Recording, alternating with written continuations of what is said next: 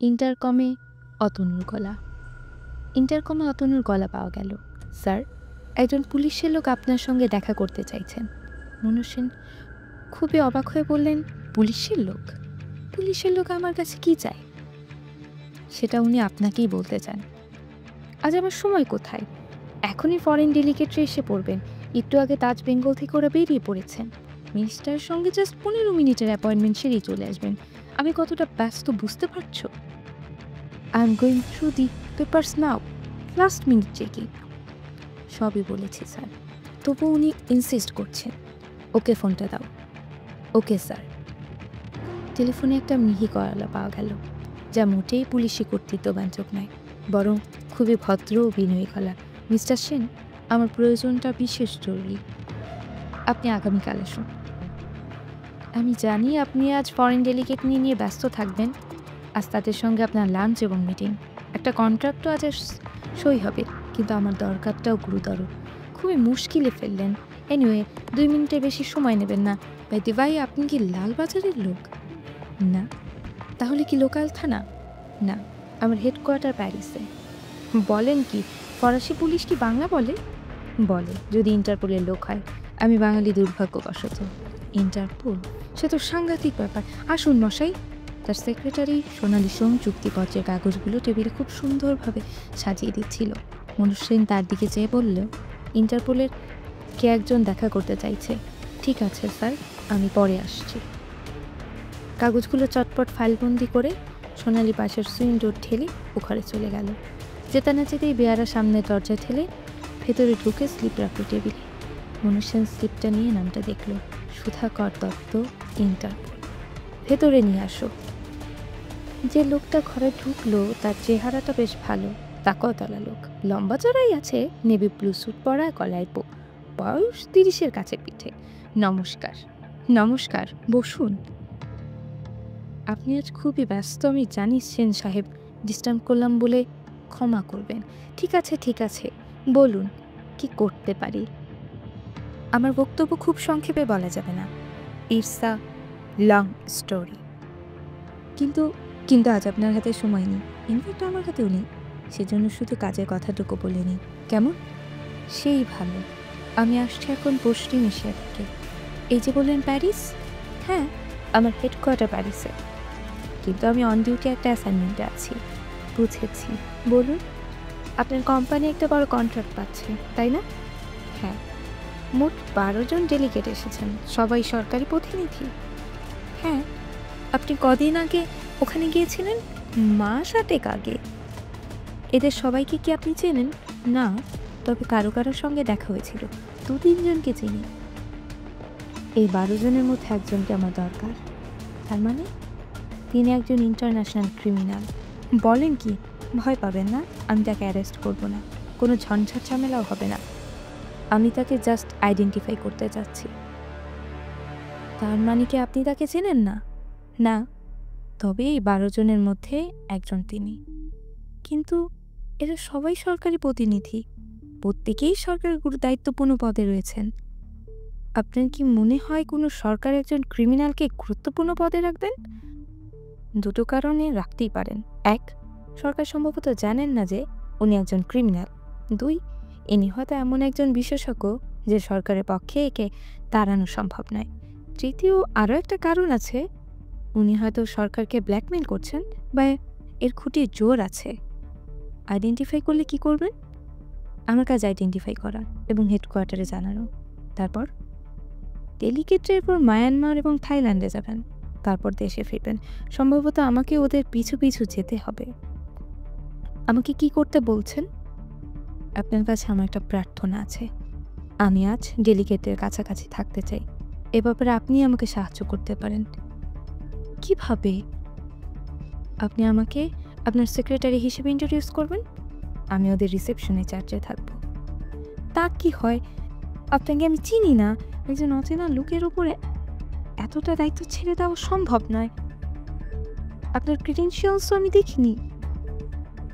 কোর্টের পক্ষ থেকে সুধাকর তার কার্ড ও পাসপোর্ট বের করে টেবিলে রেখে বলল, দেখুন, I am not an impostor.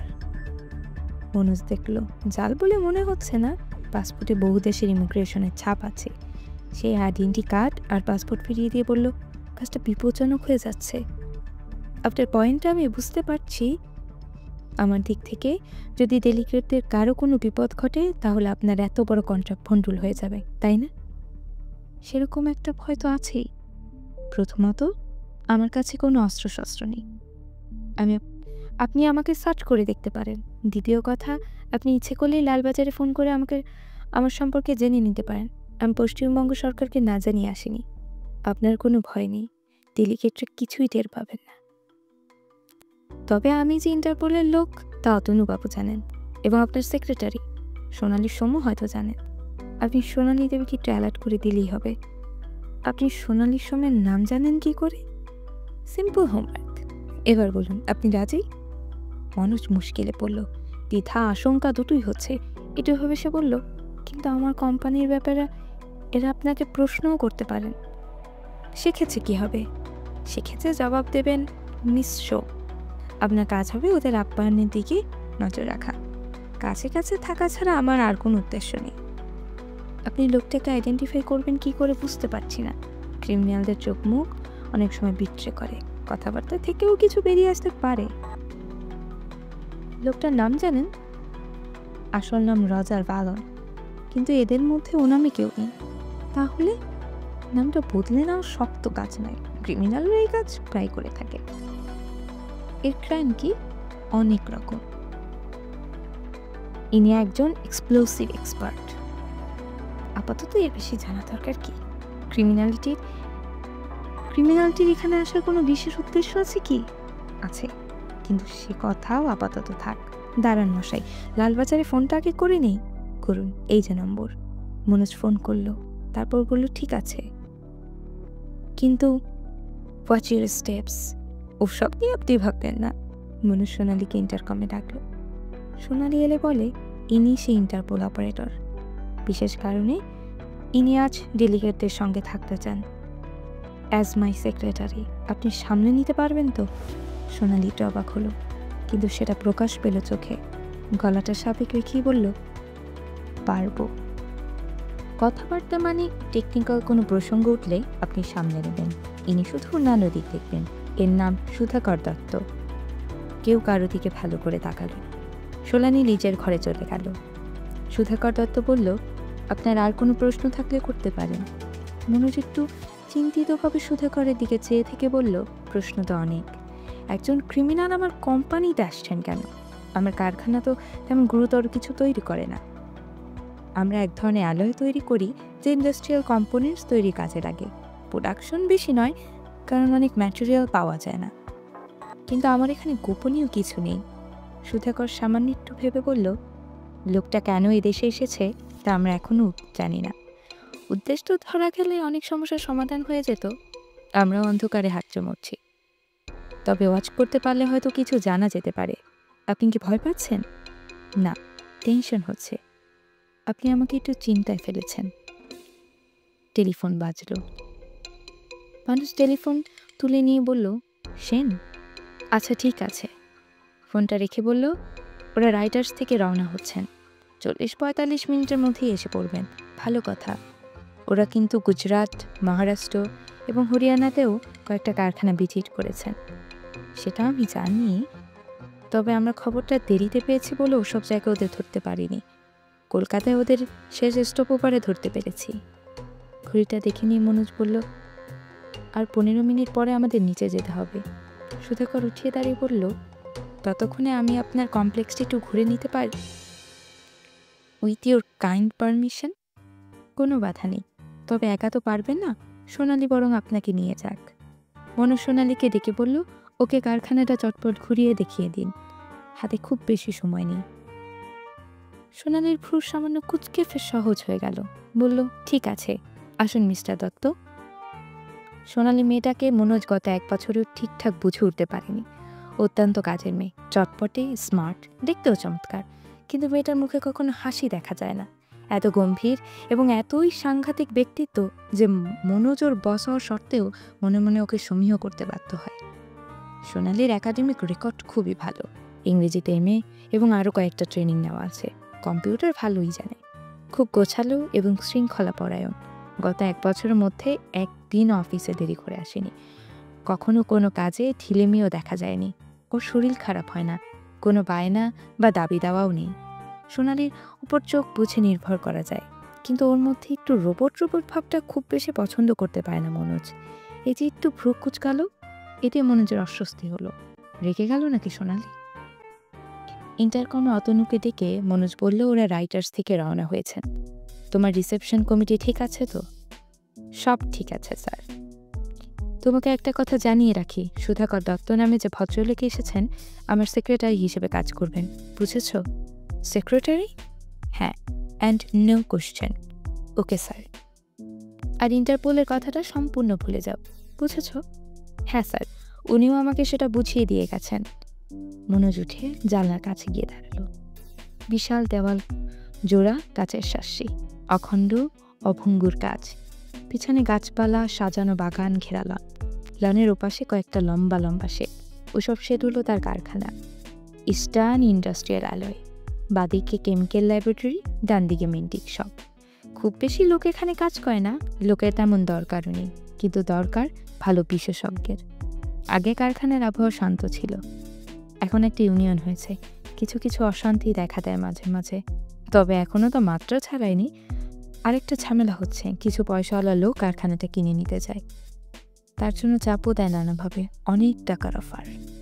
Tension মানুষ সহ্য করতে পারে না, তার নার্ভ শক্ত নয়, কিন্তু তার বউ রোজমারির নার্ভ খুব শক্ত। জার্মানিতে যখন ছিল মনোজ, তখন রোজমারির সঙ্গে তার প্রেম এবং বিয়ে। রোজমারিও মনোজের মতোই একজন মেটালজিস্ট, তাদের দুজনের উচ্চ ডিগ্রি আছে।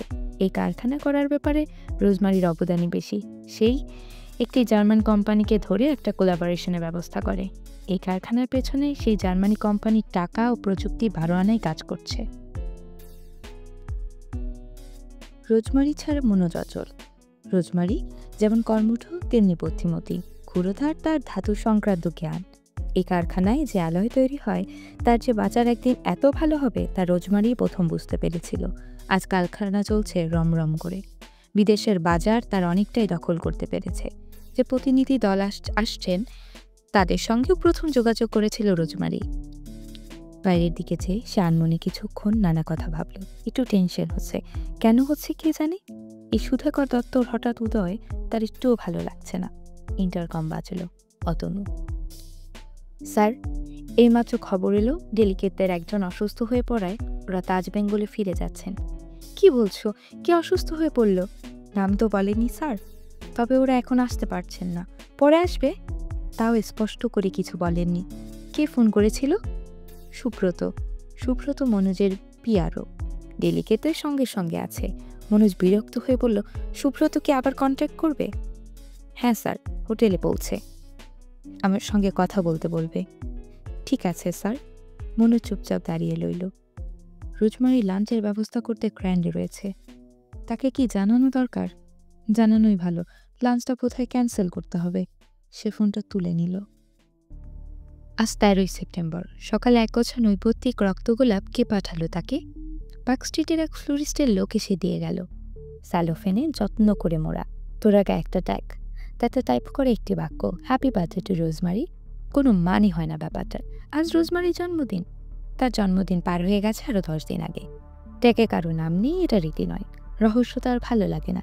ঘটনাটা তাকে ভাবিয়ে তুলল। তাদের বাড়ি কাজের 3 জন লোক, ঘরে কাজ করে তাজু আলেখা, বাগানের জন্য আছে বনমালী।